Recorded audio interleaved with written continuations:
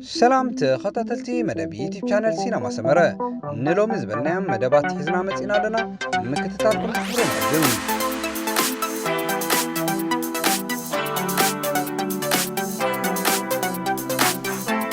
عسرت زي ملك عادك انستيو يعرخون آنسن بلوصات تصاوت كعسو أغري كان أوربالكم ينام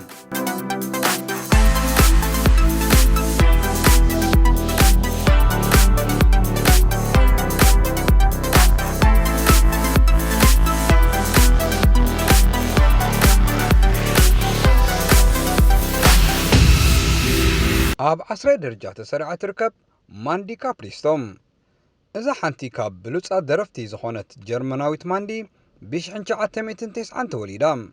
ምስ ጀርመናዊ ኣከፋፋሊ መስዑድ ኦዚል ድማ ኣብ 2013 ፍቕራዊ ጉዕዞ መስሪታ እዛ ኣብ 2006 ኣብ ጀርመን ካስቲንግ ሾው ፖፕ ስታርስ ዝተዓወተት ብልጽቲ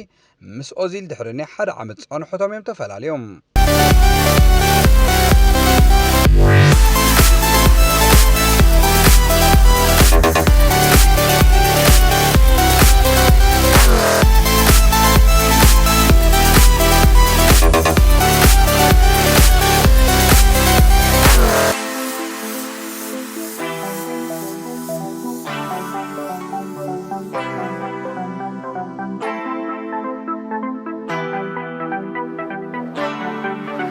ኣብ 9 ደረጃ ተሰሪዓ ትርከብ ሊድቪን ሞዴሊስት ፈረንሳዊት ሊድቪን ብ1988 ዝተወልደት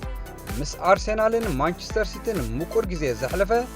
ናይ የማን ተኸላኻላይ ፈረንሳዊ ባክሪ ሳኛ ኣብ 2010 ተመሪዓ ኣደ ክልተ ደቂ እውን እያ ፍቕሪ ናይዞም ጽምዲ ኣብነት ስፖርታውያን ክኸውን ብብዙሓት እዩ ዝግለጽ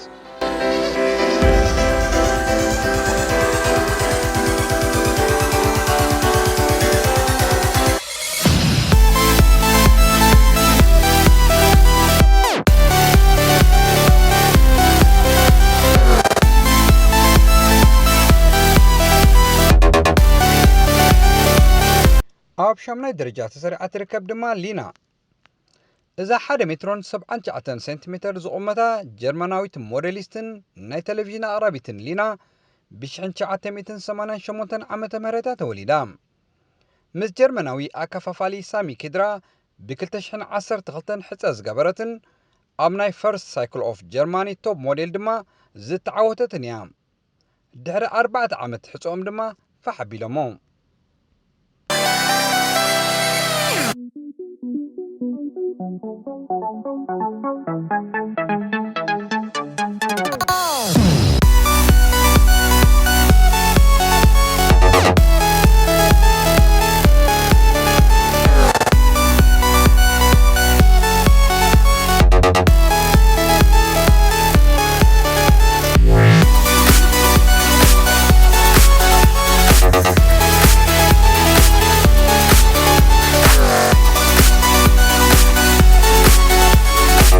ሻውዓይ ደረጃ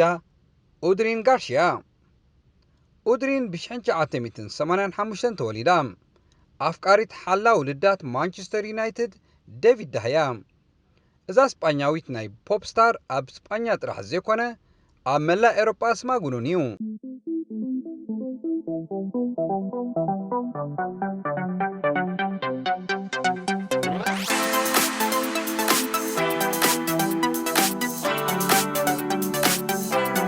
ኣብ 9 ደረጃ ተሰሪዓ ትርከብ ጋብሪኤላ ኣብ 1994 ዝተወልደት ሞዴሊስት ጋብሪኤላ ኣፍቃሪት ኮኸብ ተጻዋታይ ብራዚላዊ ኔይማርያም እዛ ሞዴሊስት ኣብ ናይ ኢንስታግራም ሕሳባ 404,000 ሰዓብቲ ዘለዋ ጎርዞ ምስ ኔይማር ዘለዋ ርክብ ወግዓውነት ኣየልበሰቶን ጋብሪኤላ ኣብ ሓደ ኣጋጣሚ ምስ ብሉጽ ተጻዋታይ ኩዕሶ እግሪ ፍቕሪ ጀሚረ ምስ በለት ጋዜጠኛታት ነዚ ንምርካብ ብዙሕ ጽዒሮም ኣብ መጨረሽታ ግን ኔይማር ምሳኣ ኮይኑ ኣብ መስትያት ሰልፊ ዝተሰኣላ ፖስት ምስ ገበረ ኩላ እፎይላ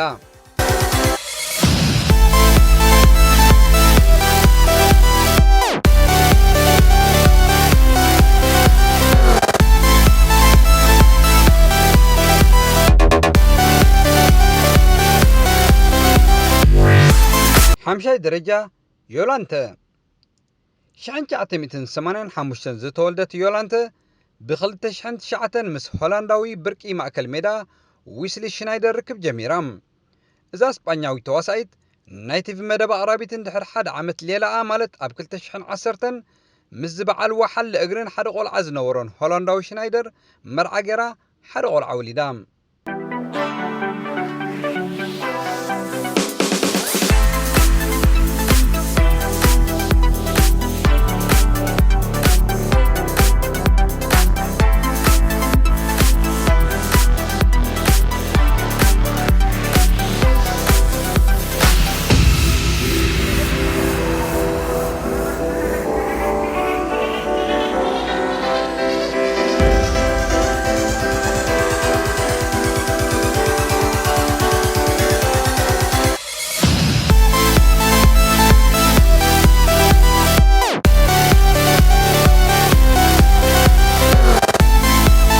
رابعي درجة تركب سارة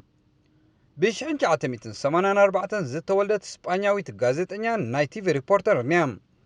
ምስ እስጳኛዊ ብሉጽ ሓላ ውልዳት ኢከር ካሲያስ 2014 ሕፀ ዝገበረትን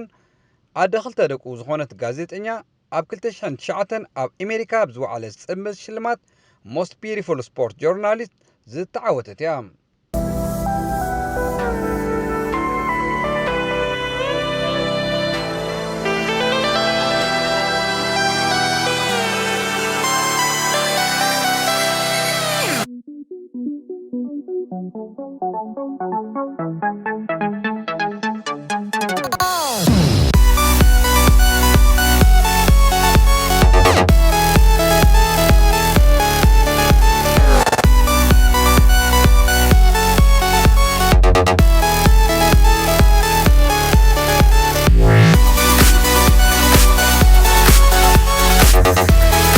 ሳልሳይ ደረጃ ትርከብ ድማ ሻኪራ ብ1977 ዝተወለደት ኮሎምቢያዊት ደራፊት ገጣሚትን ነጋሪትን ዝኾነት ሻኪራ ሰብኣያ ተጻዋታይ እስጳኛ ባርሴሎናን ዝኾነ ጀራርድ ፒኩ ወላኳ ብ10 ዓመት እንትዓበየቶ ወላውን ናይ ፍቕሪ ህይወት ክጅምር ከላ ኣፉ ኣያጽረየን ነይሩ ይኸውን ፍቕሮም ግን ብብዙሓት ካብ ዝድንቐሎም እዩ ብ2011 ጉዕዞ ፍቕሪ ዝጀመሩ ኣብ 2013 በኽሪ ውላዶም ሓቒፎም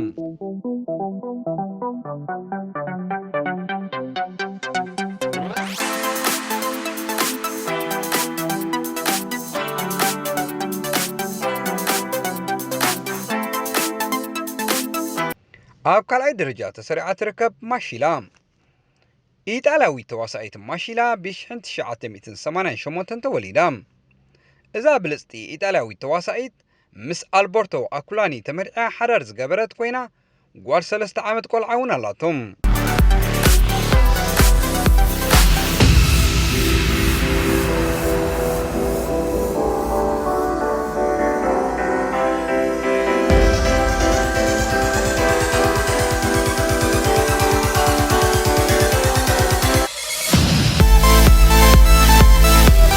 ቀዳማይ ደረጃ ቢሒታቶ ዘላ ድማ ኢርና ሼክ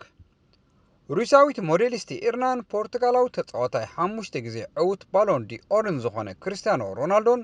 ፍቕሮም ኣብ 2010 ኣሃዱ ኢሎም ጀሚሮሞም ካብቲ ግዜቲ ክሳብ ለይቲ ሎሚ ኣዲኡ መን ምዃና ዘይተፈልጠትን ብምስጢር ተታሒዛ ዘላን ወዱ ሮናልዶ ዝተወልደሉ ግዜ እዩ እዛ 1.78 ሴንቲሜትር ቁመት እትውንን ብ1986 ዝተወለደት ኢርና ምስ ሮናልዶ ድሕሪ ናይ 5 ዓመት ፍቕራዊ ጸንሖታ ማለት 2010 ርክቦም ተቋሪጹ